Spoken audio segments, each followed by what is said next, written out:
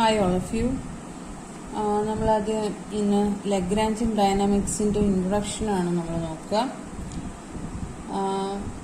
Lagrangian dynamics module 2 വരിക. അപ്പോൾ നമ്മൾ സെൻട്രൽ ഫോഴ്സ് പഠിച്ചതിന് ശേഷം ഇത് പഠിക്കുക എന്നുള്ളതാണ് അതിൻ്റെ ഓർഡർ. ഓക്കെ, അപ്പോൾ ഡൈനാമിക്സ് എന്ന് പറഞ്ഞാൽ നമുക്കറിയാം എന്താണ്. It's A study of bodies under motion. അതാണ് സ്റ്റാറ്റിക്സ് എന്ന് പറഞ്ഞാൽ റെസ്റ്റിലിരിക്കുന്നതും, ഡൈനാമിക്സ് എന്ന് പറഞ്ഞാൽ മോഷനിലുള്ളതും.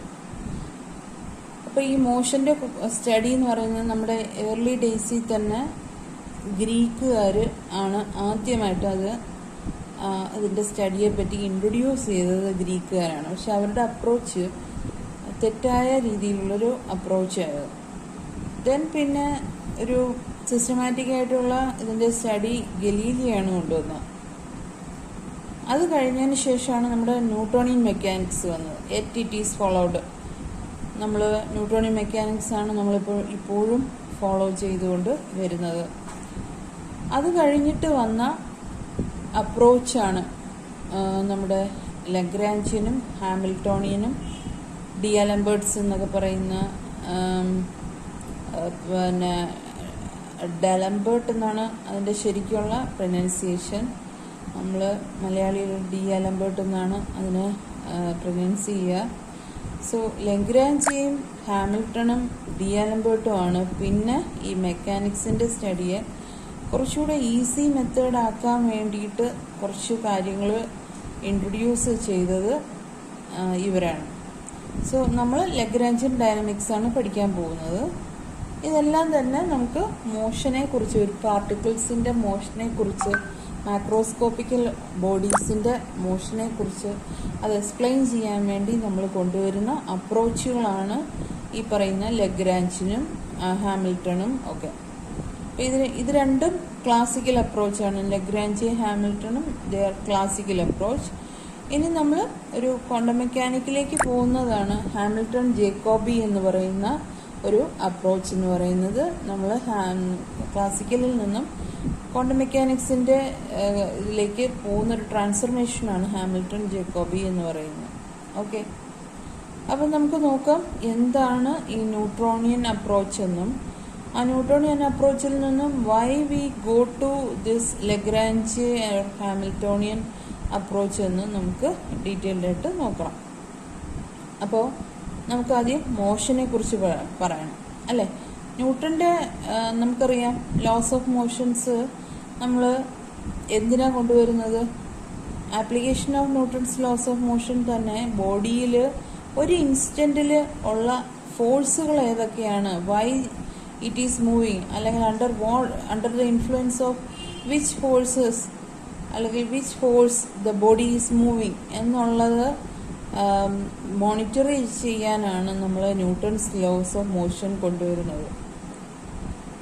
But as you know there are some constrain present in motions. മോഷനിൽ നമ്മളെപ്പോഴും പല കൺസ്ട്രെയിൻസും കാണാൻ കഴിയും. കൺസ്ട്രെയിൻസ് എന്ന് പറഞ്ഞാൽ റെസ്ട്രിക്ഷൻസ് ഇമ്പോസ്ഡ്, അതിനെയാണ് കൺസ്ട്രെയിൻസ് എന്ന് പറയുന്നത്.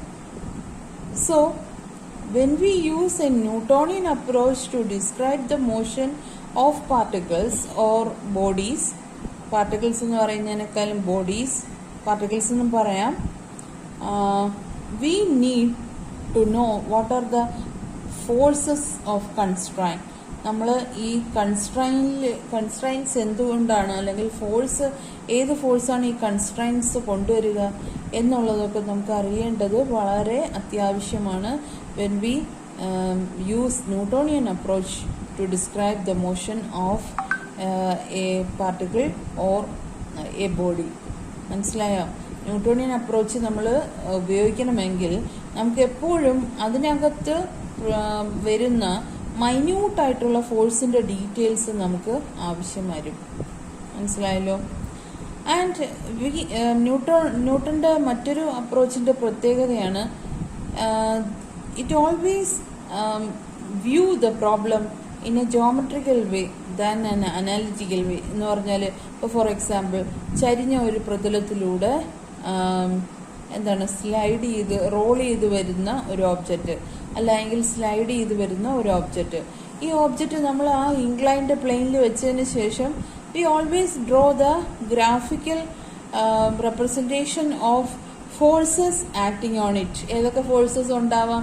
സ്ലൈഡ് ചെയ്ത് വരികയാണെങ്കിൽ ഫ്രിക്ഷണൽ ഫോഴ്സ് ഉണ്ടാവാം, അല്ലേ? Opposite to the motion of motion, opposite to the direction of motion. Then അതിൻ്റെ ഗ്രാവിറ്റേഷണൽ ഫോഴ്സ് നേരെ താഴോട്ടാവാം. അതിന് പിന്നെ കമ്പോണൻസ് ഉണ്ടാവാം. അതിൽ ഒരു കമ്പോണൻറ്റ് താഴേക്ക് നിരങ്ങി നീങ്ങാനായിട്ട് അതിനെ സഹായിക്കുന്നു, M G cos theta or M G sine theta. And ഇതിൻ്റെ ഏതെങ്കിലും ഒരു കമ്പോണൻറ്റിന് പിന്നെ ഈക്വലും ഓപ്പോസിറ്റും ആയിട്ട് നോർമൽ റിയാക്ഷൻ ഉണ്ടാകുന്നു.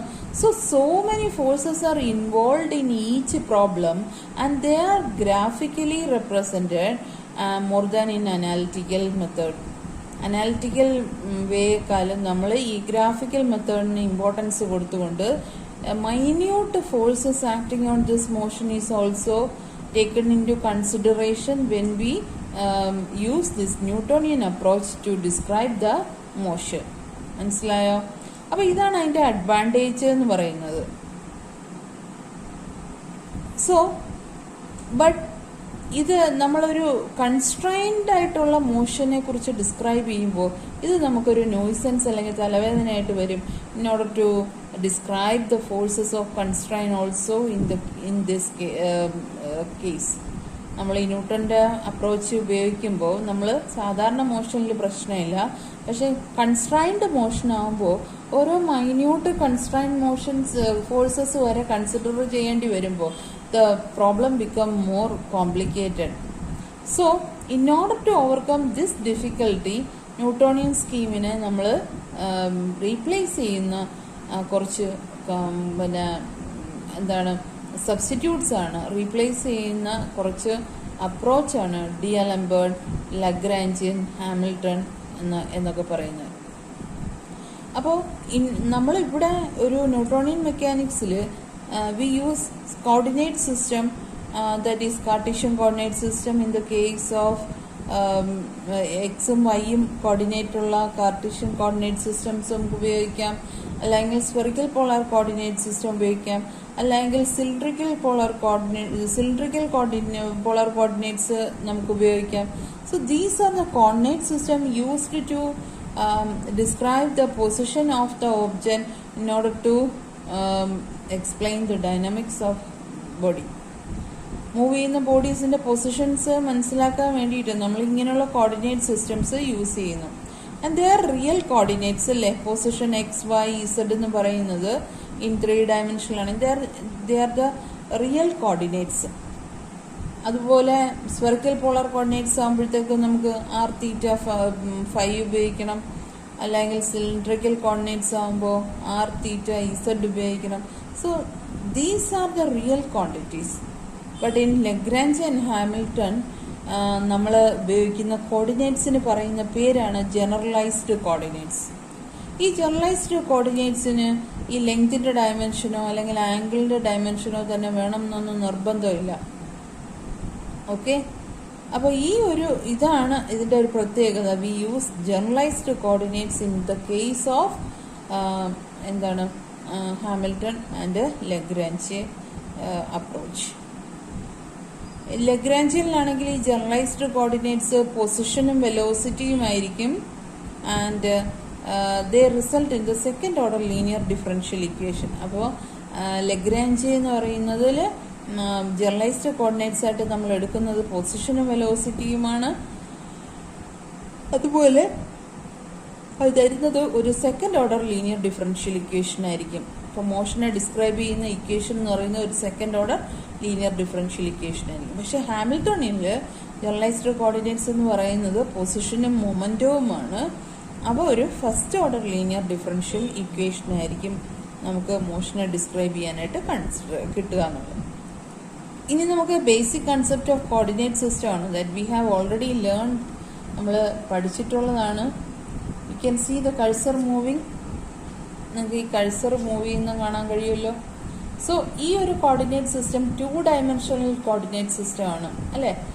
ഒരു ഒറിജിനും കൺസിഡർ ചെയ്യുന്നു. There is an X axis and there is a Y axis ആൻഡ് ഒരു പി എന്ന് പറയുന്ന പൊസിഷൻ പോയിന്റ് നമ്മൾ എടുക്കുന്നു, where the position is determined either by Cartesian coordinates or polar coordinates in two-dimensional system. So Cartesian ആണെങ്കിൽ എക്സും വൈയും അടയാളപ്പെടുത്തുന്നു, polar coordinate ആണെങ്കിൽ ഒറിജിനിൽ നിന്നും പി വരെയുള്ള ദൂരത്തിന് നമ്മൾ പൊസിഷൻ കോർഡിനേറ്റ് ആർ എന്നും എക്സിൽ നിന്നും ഈ പി ഏത് ആംഗിളിലാണ് സിറ്റുവേറ്റ് ചെയ്യുക എന്നുള്ളത് തീറ്റ കൊണ്ടും റെപ്രസെൻറ്റേറ്റ് ചെയ്യുന്നു. And there is a relation between this polar coordinate as well as this Cartesian coordinate such as എന്താണ് ആർ എക്സ് എന്ന് പറയുന്നത് കാർട്ടീഷ്യൻ കോർഡിനേറ്റ് ആണ് എങ്കിൽ ഈ ആറിന്റെ പ്രൊജക്ഷൻ ഓവർ എക്സിനെയാണ് X is equal to R cos theta എന്ന് പറയുന്നത്. ഈ ആറിനെ we are projecting over X axis, so we will get the X component here as R cos theta and നമ്മൾ എന്ത് ചെയ്യുന്നു, ഇതിനെ വൈ ആക്സിസിലേക്ക് പ്രൊജക്ട് ചെയ്യുന്നു. അന്നേരം നമുക്ക് Y is equal to R sine theta കിട്ടും. ഇതിനെ രണ്ടിനെയും കൂടെ സ്ക്വയർ ചെയ്ത് X is equal to R cos തീറ്റയും Y is equal to R sine തീറ്റയും കൂടെ സ്ക്വയർ ചെയ്ത് ആഡ് ചെയ്യുമ്പോൾ you will get R is equal to root of X square plus Y square as sine square theta plus cos square theta become 1. And ഈ triangle form ചെയ്തിട്ട് theta tan theta കാണുകയാണെങ്കിൽ നമുക്കറിയാം opposite divided by adjacent side ആണ്. So tan theta is equal to Y by X. From there you can find out theta tan inverse of X by Y. ഇനി 3 ഡയമെൻഷനിൽ നമ്മൾ cylindrical coordinates spherical polar coordinate സിസ്റ്റവും വരയ്ക്കുന്നുണ്ട്. Cylindrical ആണ് എങ്കിൽ ആറിന് വരെ റോ എടുത്തുന്നേ ഉള്ളൂ. Rho theta Z are the coordinates of cylindrical coordinate system and spherical ആണ് എങ്കിൽ ആർ തീറ്റ ഫൈ ആണ്. സോ ഇതിനും കാർട്ടീഷ്യൻ കോർഡിനേറ്റുമായിട്ട് എന്തുണ്ട്, റിലേഷൻ ഉണ്ട്. X is equal to R cos rho cos theta, y is equal to rho sin theta and z is the same z and rho is equal to root of x square plus y square. ഇത് ഞാൻ പറഞ്ഞു പോകാൻ കാരണം we have already seen in electrodynamics ഈ coordinate system ഞാൻ പറഞ്ഞു തന്നിട്ടുള്ളതാണ്. Suppose this is the cylindrical coordinate system. നമ്മൾ ഫിഗറിൽ കൂടെ നോക്കാം. This is the cylindrical coordinate system. ഈ ഒരു പോയിന്റ് പി വരുന്നത് ഒരു സിലിണ്ടറിന്റെ സർക്കംഫറൻസിലാണ്. അതായത് സിലിണ്ടർ ഇസഡ് ആക്സിസിന് ഇത് ഇസഡ് ആക്സിസ് നിൽക്കുകയാണെങ്കിൽ ഇതിനകത്തൂടെ ഇറക്കിയിരിക്കുന്ന ഒരു സിലിണ്ടറാണ്. അതായത് ഒരു പൗഡർ ടിന്ന് തുളച്ച് ഇസഡ് ആക്സിസിലൂടെ അകത്തേക്ക് വെച്ചേക്കാണെന്ന് വിചാരിക്കുക. So this is the cylinder. ആ സിലിണ്ടറിന്റെ വാവട്ടത്ത്, അതായത് മറ്റേ മേളത്തെ ബേസിന്റെ സർക്കംഫറൻസിലായിരിക്കും ഈ പോയിന്റ് പി വരിക. ഓക്കെ, അപ്പോൾ ഇസഡ് ആക്സിസിൽ ഈ സിലിണ്ടർ വന്ന് നിൽക്കുന്നത് വരെ ഉള്ളത് എന്താണ്, അതിന്റെ നീളമാണ്, ആ സിലിണ്ടറിന്റെ നീളമാണ്. ഒറിജിനില് ആണ് ഒരു ബേസ്, മറ്റൊരു ബേസ് ഈ പി കണ്ടെയ്ൻ ചെയ്യുന്ന രീതിയിൽ, പി സർക്കംഫറൻസിൽ കണ്ടെയ്ൻ ചെയ്യുന്ന രീതിയിൽ ഇസഡ് ആക്സിസ് മിഡ് പോയിന്റ് ആക്കിക്കൊണ്ടാണ് നമ്മൾ മറ്റേ സിലിണ്ടർ ഈ കൺസിഡർ ചെയ്യുന്ന സിലിണ്ടറിനെ വരയ്ക്കുക. സിലിണ്ടറിക്കൽ കോർഡിനേറ്റ് സിസ്റ്റത്തിൽ എക്സ് എന്ന് പറയുന്നത് റോ കോസ് തീറ്റായും Y is equal to rho sine തീറ്റായും, നേരത്തെ പോലെ 2 ഡയമെൻഷനിലെ പോലെ തന്നെ ഇസഡ് എന്ന് പറയുന്നത് അതിന്റെ ഹൈറ്റ് ആണ്, സിലിണ്ടറിന്റെ ഹൈറ്റ് ആണ്. And rho is equal to ഇതിനെ രണ്ടിനെയും കൂടെ സ്ക്വയർ ചെയ്യുമ്പോഴത്തേക്കും you will get rho root of X square plus Y square. അപ്പോൾ നമ്മൾ ആക്ച്വലി ചെയ്യുന്നത് ഈ ഫിഗറിൽ നോക്കിയാൽ നിങ്ങൾക്കറിയാം, ആ പോയിന്റ് പിനെ ആക്ച്വലി ഈ പോയിന്റ് പി ഇതിനെ പ്രൊജക്റ്റ് ചെയ്യുന്നു. പ്രൊജക്റ്റ് ചെയ്യുമ്പോഴത്തേക്ക് എക്സ് വൈ പ്ലെയിനിൽ അതിൻ്റെ റോഡ് ഈക്വലൻ്റ് നമുക്ക് കിട്ടുന്നു. We are dropping an perpendicular from P to the X Y plane. ആ ഒരു എവിടെയാണോ നമ്മൾ ഡ്രോപ്പ് ചെയ്തപ്പോൾ പോയിന്റ് വരുന്നത് അതിനെ നമ്മൾ എക്സ് വൈ പ്ലെയിനിൽ എന്ത് ചെയ്യുന്നു, വരയ്ക്കുന്നു. റോയാണ് ആ കോർഡിനേറ്റ് എന്ന് പറയുന്നത്. സോ ആറിൻ്റെ projection over X Y plane ആണ് നമ്മുടെ കോർഡിനേറ്റായ റോ. ഓക്കെ, ആർ എന്ന് പറയുന്നതല്ല നമ്മുടെ പൊസിഷൻ അല്ലെങ്കിൽ റോയ്ക്ക് പകരമുള്ളത്. ആറിനെ എക്സ് വൈയിലേക്ക് പ്രൊജക്റ്റ് ചെയ്യുമ്പോൾ നമുക്ക് കിട്ടുന്ന ഒറിജിനിൽ നിന്നും അതുവരെ കിട്ടുന്ന നീളമാണ് നമ്മൾ റോ ആയിട്ട് എടുക്കുക. ഈ റോയെ എക്സ് ആക്സിസിലേക്ക് പ്രൊജക്റ്റ് ചെയ്യുമ്പോൾ റോ കോസ് തീറ്റ എന്നും വൈ ആക്സിസിലേക്ക് പ്രൊജക്റ്റ് ചെയ്യുമ്പോഴത്തേക്കും റോ സൈൻ തീറ്റ എന്നും കിട്ടും. അതിനെന്ത് ചെയ്യുന്നു, സ്ക്വയർ ചെയ്ത് ആഡ് ചെയ്യുന്നു. So R square is equal to root of X square plus Y square എന്ന് കിട്ടുന്നു. ഇസഡ് എന്ന് പറയുന്ന കോർഡിനേറ്റ് ഈ ഒരു നമ്മൾ കൺസിഡർ ചെയ്യുന്ന സിലിണ്ടറിൻ്റെ ഹൈറ്റ് തന്നെയാണ്. സോ ഇസഡ് കാർട്ടീഷ്യൻ കോർഡിനേറ്റ് സിസ്റ്റത്തിലായാലും സിലിണ്ടറിക്കൽ കോർഡിനേറ്റ് സിസ്റ്റത്തിലായാലും ദേ ആർ ദ സെയിം. അതുകൊണ്ട് Z is equal to Z എന്ന് ഇട്ടാൽ മതി. As you see here Z is equal to Z. And ആ ഒരു പിന്നെ ട്രയാങ്കിളിൽ നിന്നും തീറ്റ കൺസിഡർ ചെയ്യുമ്പോൾ 2 ഡയമെൻഷനിലെ പോളാർ കോർഡിനേറ്റ്സ് ഡിസ്ക്രൈബ് ചെയ്ത മാതിരി തന്നെ tan inverse Y by X എന്ന് നമുക്ക് അവിടെയും കിട്ടും. ഇനി സ്ഫെറിക്കൽ പോളാർ കോർഡിനേറ്റ് സിസ്റ്റത്തിലാണ് എങ്കിൽ ആക്ച്വലി ഇതാണ് കേസ്. ഇവിടെ ആർ തീറ്റ ഫൈ ആണ് അതിൻ്റെ കോർഡിനേറ്റ്. സോ ഒറിജിനിൽ നിന്നും പൊസിഷൻ പി വരെയുള്ള ആ ദൂരത്തിനെ തന്നെയാണ് നമ്മൾ കോർഡിനേറ്റ് എന്ന് പറയുക. സിലിണ്ടറിക്കലിലാണെങ്കിൽ ഇതൊരു കോർഡിനേറ്റ് അല്ലായിരുന്നു, ഇതിൻ്റെ projection over X Y plane ആയിരുന്നു റോ എന്ന് പറയുന്ന കോർഡിനേറ്റ്. പക്ഷേ ഇവിടെ എന്ന് പറയുന്ന ഫസ്റ്റ് കോർഡിനേറ്റ് അത് തന്നെയാണ്.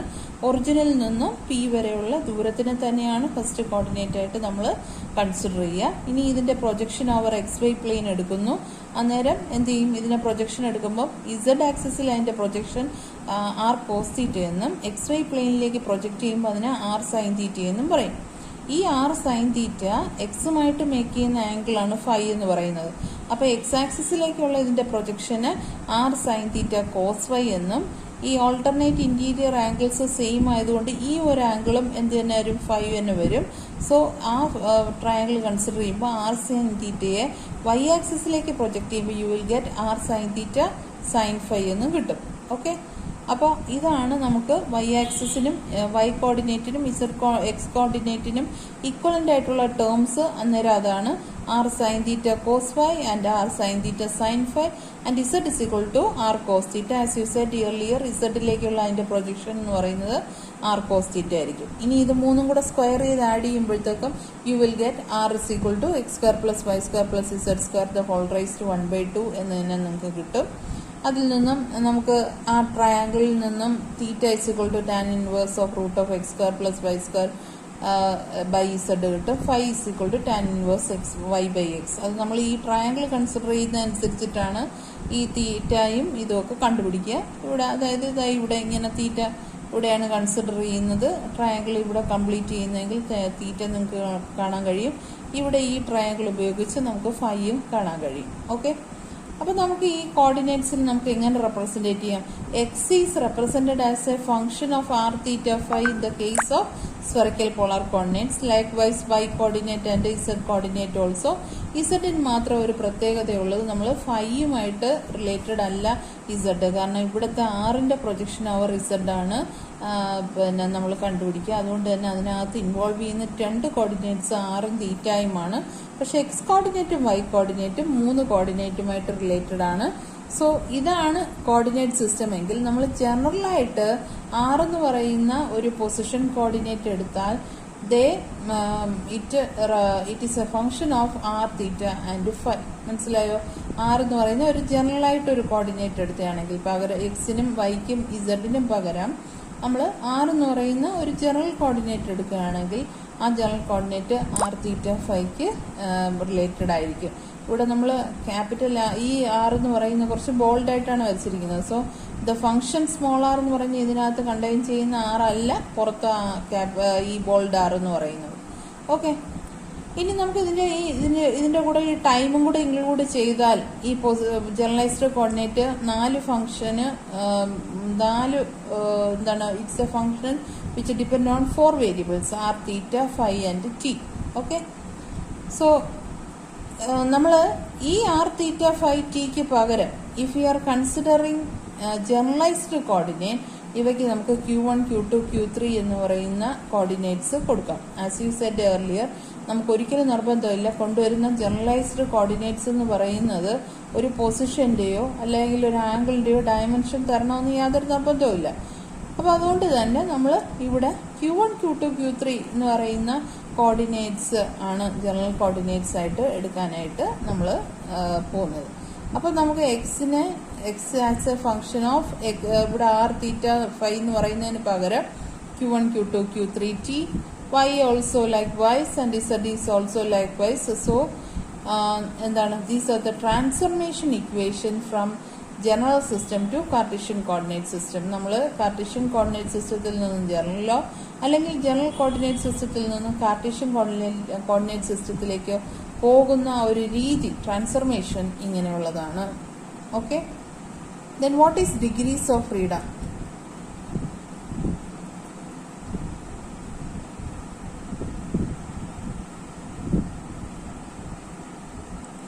എന്താണ് ഡിഗ്രി ഓഫ് ഫ്രീഡം എന്ന് പറയുന്നത്? ഒരു മോഷന്, നടക്കുന്ന ഒരു മോഷന് എക്സ്പ്ലെയിൻ ചെയ്യാൻ വേണ്ടിയിട്ട് നമ്മൾ എത്ര ഇൻഡിപെൻഡന്റ് വേരിയബിൾ ഉപയോഗിക്കുമോ അതിന്റെ കൗണ്ടിനെയാണ് നമ്മൾ ഡിഗ്രി ഓഫ് ഫ്രീഡം എന്ന് പറയുന്നത്. For example, if we are trying to explain the motion of a butterfly moving inside a room, ഒരു റൂമിനകത്തേക്ക് മൂവ് ചെയ്യുന്ന ഒരു ബട്ടർഫ്ലൈയുടെ മോഷൻ ഡിസ്ക്രൈബ് ചെയ്യണമെങ്കിൽ നമുക്ക് 3 ഡയമെൻഷണൽ മോഷനാണ് അതെന്നറിയാം.